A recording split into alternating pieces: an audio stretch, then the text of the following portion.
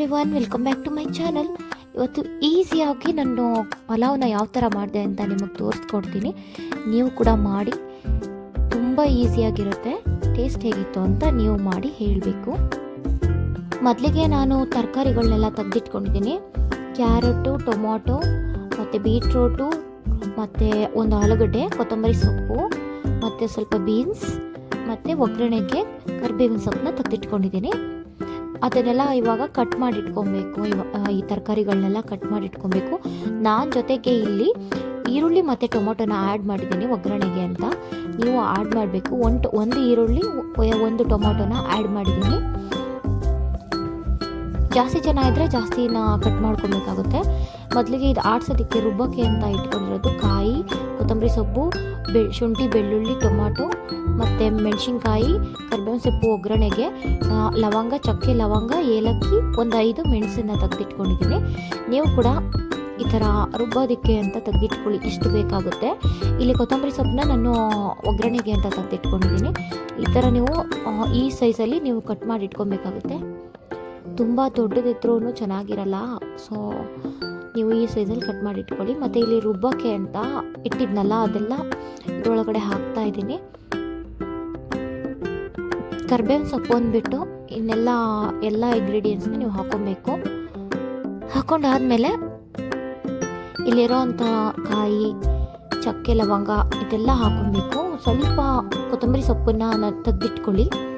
ಇಷ್ಟನ್ನು ಈ ಕೊತ್ತಂಬರಿ ಸೊಪ್ಪನ್ನ ಲಾಸ್ಟಲ್ಲಿ ಹಾಕ್ಕೊಳ್ಳೋದಕ್ಕೆ ಚೆನ್ನಾಗಿರುತ್ತೆ. ಇದನ್ನು ಕೊತ್ತಂಬರಿ ಸೊಪ್ಪನ್ನು ಕೂಡ ಆ್ಯಡ್ ಮಾಡಿಕೊಂಡು ಕಟ್ ಮಾಡ್ಕೊಂಡಿರೋವಂಥ ಕೊತ್ತಂಬರಿ ಸೊಪ್ಪಲ್ಲಿ ಅರ್ಧ ಕೊತ್ತಂಬರಿ ಸೊಪ್ಪನ್ನ ಹಾಕ್ಕೊಂಡು ಆಡಿಸ್ಕೊಳ್ಳಿ.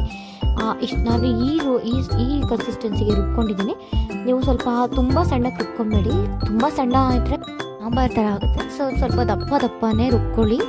ಟೇಸ್ಟು ತುಂಬ ಚೆನ್ನಾಗಿರುತ್ತೆ. ಮೊದಲಿಗೆ ನಾನು ಇಲ್ಲಿ ಕುಕ್ಕರ್ನ ಇಟ್ಟು ಅದೆಲ್ಲ ಸ್ವಲ್ಪ ಬಿಸಿ ಆಗೋ ತನಕ ಕಾಯಬೇಕು. ಅದರಲ್ಲಿ ಸ್ವಲ್ಪ ವಾಟರ್ ಇದೆ, ಅದೆಲ್ಲ ಹೋಗಬೇಕು. ಇವಾಗ ಆಯಿಲ್ನ ಹಾಕಬೇಕು. ತುಂಬ ಜಾಸ್ತಿ ಆಯಿಲ್ನ ಹಾಕ್ಕೊಳ್ಳೋಕೆ ಹೋಗ್ಬಿಡಿ. ತುಂಬ ಕಡಿಮೆನೂ ಹಾಕೊಂಬಿಡಿ. ಜಾಸ್ತಿ ಆಯಿಲ್ ಹಾಕೊಂಡ್ಬಿಟ್ರೆ ಬರೀ ಆಯಿಲಿ ಹೊಗೆ ತಿಂತಾ ಇದ್ದರೆ ಬರೀ ಆಯಿಲೇ ತಿನ್ನಂಗಾಗುತ್ತೆ. ಆಯಿಲಲ್ಲಿ ಸ್ವಲ್ಪ ಬಿಸಿ ಆದಮೇಲೆ ಫಸ್ಟು ನಾವು ಈ ಕಟ್ ಮಾಡ್ಕೊಂಡಿರೋವಂಥ ಈರುಳ್ಳಿನ ಹಾಕಿ, ಈರುಳ್ಳಿನ ಸ್ವಲ್ಪ ದಪ್ಪಾಗೆ ಕಟ್ ಮಾಡಿ ಹಾಕ್ಕೊಡಿ. ತುಂಬ ಸಣ್ಣ ಕಟ್ ಮಾಡಬೇಡಿ. ಕಟ್ ಮಾಡ್ಕೊಂಡಿರೋವಂಥ ಈರುಳ್ಳಿ ಎಲ್ಲ ಹಾಕ್ಕೊಬೇಕು. ಈ ಥರ ಹಾಕ್ಕೊಂಡು ಚೆನ್ನಾಗಿ ಸೋಟಾಡಿಸಿ, ಚೆನ್ನಾಗಿ ಬೇಯೋ ತನಕ ಇರಬೇಕು. ಸ್ವಲ್ಪ ಗೋಲ್ಡನ್ ಕಲರ್ ಬರೋ ತನಕ ಚೆನ್ನಾಗಿ ಬೇಯಿಸ್ಬೇಕು. ನೋಡಿ ಬೇಯ್ತಾ ಇದೆ. ಈ ಥರ ನೀವು ಕೂಡ ಚೆನ್ನಾಗಿ ಬೇಯಿಸ್ಕೊಳ್ಳಿ. ತುಂಬ ಜಾಸ್ತಿನೂ ಬೇಯಿಸ್ಬೇಡಿ, ತುಂಬ ಕಡಿಮೆನೂ ಬೇಯಿಸ್ಬೇಡಿ. ಒಂದು ಮೀಡಿಯಮಲ್ಲಿ ಬೇಯಿಸ್ಕೊಳ್ಳಿ. ಈರುಳ್ಳಿ ಎಲ್ಲ ಬೆಂದಮೇಲೆ ಕಟ್ ಮಾಡ್ಕೊಂಡು ಇಟ್ಕೊಂಡಿರೋಂಥ ಟೊಮೊಟೊನ ಹಾಕ್ತಾಯಿದ್ದೀನಿ. ಟೊಮೊಟೊನ ತುಂಬ ಸಣ್ಣಗೆ ಕಟ್ ಮಾಡ್ಕೊಬೇಡಿ, ತುಂಬ ದೊಡ್ಡದಾಗೂ ಕಟ್ ಮಾಡ್ಕೊಬೇಡಿ. ಮೀಡಿಯಮಲ್ಲಿ ಕಟ್ ಮಾಡಿ ಹಾಕ್ಕೊಡಿ. ಎಲ್ಲ ಚೆನ್ನಾಗಿ ಸೋಟೆಲ್ಲ ಆಡಿಸಿ ಅದನ್ನು ಚೆನ್ನಾಗಿ ಬೇಯಿಸ್ಕೊಳ್ಳಿ. ಟೊಮೊಟೊನ ಟೇಸ್ಟ್ಗೆ ಚೆನ್ನಾಗಿರುತ್ತೆ. ಇದೆಲ್ಲ ಚೆನ್ನಾಗಿ ಬೇಯಬೇಕು. ಟೊಮೊಟೊದಲ್ಲಿರೋವಂಥ ನೀರೆಲ್ಲ ಹಿಂಗಬೇಕು, ಅಷ್ಟು ಚೆನ್ನಾಗಿ ಬೇಯಿಸ್ಕೊಬೇಕು. ಆಗ ಚೆನ್ನಾಗಿರುತ್ತೆ. ಇವಾಗ ಕಟ್ ಮಾಡ್ಕೊಂಡಿರೋವಂಥ ತರಕಾರಿನೆಲ್ಲ ಹಾಕ್ಕೊಂಡಿದ್ದೀನಿ. ಕುಕ್ಕರ್ಗೆ ಹಾಕ್ಕೊಬೇಕು. ಕುಕ್ಕರ್ಗೆ ಹಾಕಿ ಚೆನ್ನಾಗಿ ಸೋಟೆಲ್ಲ ಆಡಿಸ್ಬೇಕು.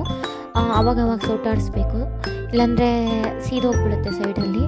ಸೊ ನೀವು ಚೆನ್ನಾಗಿ ಇದೇ ಥರ ಸೋಟಾಡಿಸ್ತಾ ಇರಿ. ಇದ್ರ ಜೊತೆಗೆ ನಾನು ಕರಿಬೇವಿನ ಸೊಪ್ಪನ್ನು ಮಿಕ್ಸ್ ಮಾಡಿದ್ದೀನಿ. ನೀವು ಮೊದಲೇನೆ ಹಾಕ್ಕೊಬೇಕು.